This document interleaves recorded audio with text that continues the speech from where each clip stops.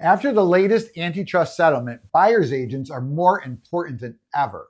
Here are some main reasons why your buyer's agent can save you money and why you must have a buyer's agent.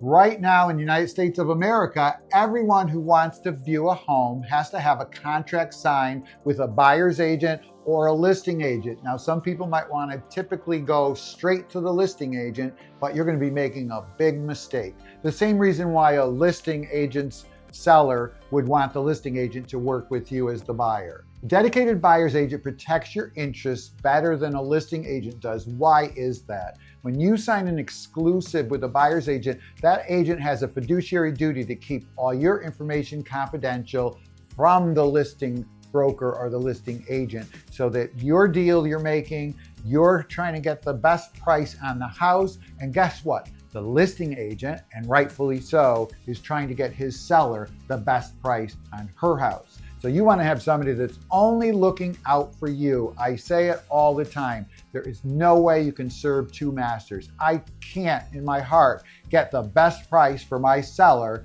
and then take on a buyer and get that buyer the lowest price. It's just almost impossible. So I say dedicated buyer's agent is a must. Loyalty and advocacy is a number one thing that you're going to get from your buyer's agent. Remember, you're going to get to know this person. They're going to know your needs, your wants. They're going to know exactly what you're looking for as you go through this process of sometimes 2 and 3 and 4 offers before you get the house you want. Now, the main things the buyer's agent does for you from the very beginning, they help you. And number one, your pre-approval process. You need to get pre-approved so that you know which towns, which neighborhoods, what you can afford. Your buyer's agent has typically worked with many, many different buyers and has a wealth of knowledge with who the lowest fee lenders are, who the lenders that are easy to work with, who the lenders are that the seller's broker wants to work with.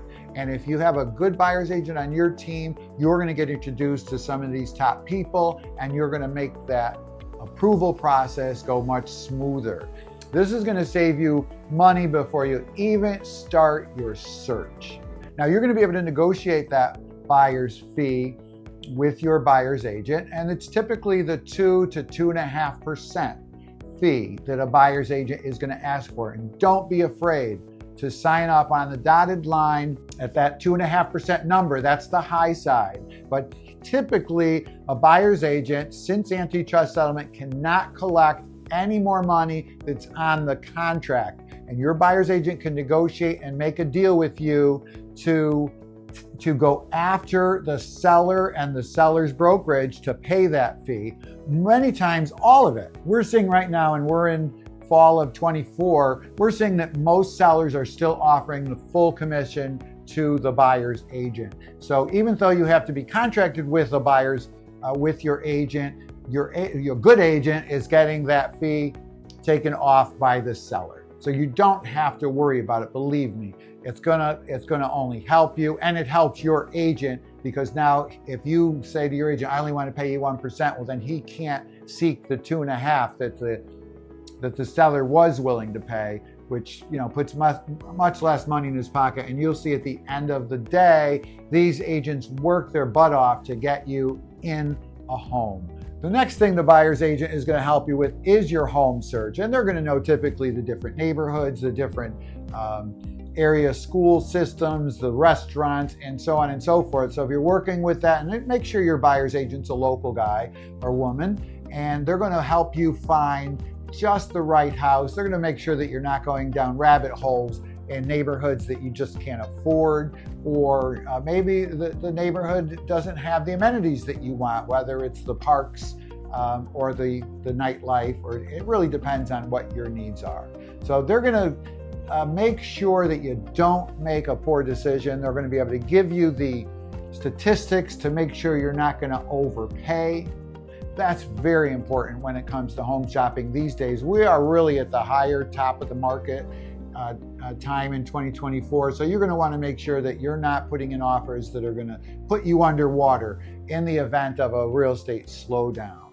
So now, if you like what you're hearing and you want to learn more real estate tips, please subscribe to our channel by clicking that button And if you want to get notified, you can hit that little bell. Now, crafting your offer is another step that your buyer's agent is going to do for you. And when you put an offer together, there's a lot of steps in the offer, and we're going to have videos down the road on the whole offer process. But basically, it's the amount of money that you're going to put down on the house. What are your contingencies? Are you doing inspections? And what's the timeline for closing? Your agent will help you determine what type of offer you need to present to get your offer accepted, right? That's the whole trick, is to put an offer in and get it accepted. And that's a good agent's job, is to figure out and almost read those tea leaves. What does the seller need? And what do they want? If you get your offer accepted, then your agent's going to guide you through this process of inspections. And inspections is a big deal in home sales right now. And depending, if you're in a city where there's city water and sewer, you're fine. You're just going to do the typical home inspection with the termite inspection and a radon inspection. If you're in the countryside where we have well and septic, you're going to add a septic system inspection and a well inspection. If you have a problem with any of the mechanicals or any of these systems, your agent has to negotiate with the seller's broker to get you either a fee or get you a repair or a credit for your closing. And these things can typically run into thousands and thousands of dollars. I had a house just recently, the septic was bad, and we negotiated for a new septic. It was a $40,000 save for our client.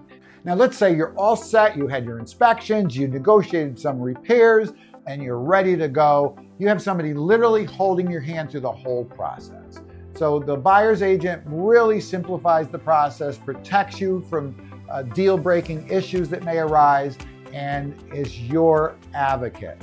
Always will recommend that you have your own buyer's agent. If you want to learn how to find a great realtor, just watch this video right over here, and you're going to learn all about what it takes and the questions to ask to find a good realtor. If you found this helpful, please subscribe. Thanks again for watching, and we look forward to seeing you on other videos.